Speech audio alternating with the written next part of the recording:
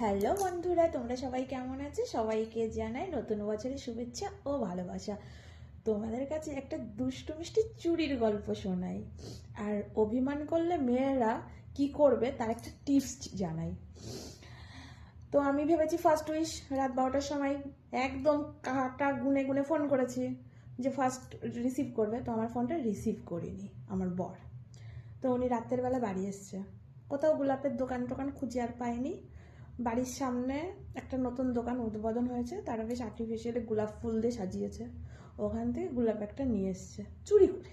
ঠিক আছে, রাত 12টার সময়, 12:30টার সময় কোথায় গোলাপ পাবে? তো চুরি করে হচ্ছে এনে, আমি তো খুব রেগে রয়েছি। তো আমাকে বলছে হ্যাপি নিউ ইয়ার। তো আমাকে বলছে দেখো আমি কষ্ট করে তোমার জন্য এরকম গোলাপ নিয়ে এসেছি। এবার কথাটা শুনে না আমার খুব খারাপ লাগলো, আমি না হট করে হেসে ফেলেছি, কিন্তু মনের ভিতর রাগ রয়েছে, আমাকে ফার্স্ট উইশ কেন করিনি, রাগটা রয়েছে। তো বলছে তোমার জন্য গোলাপ এনেছি ভালোবেসে, ঠিক আছে আজকে বছরের প্রথম দিন, মুখটা একটু হাসি খুশি রাখো।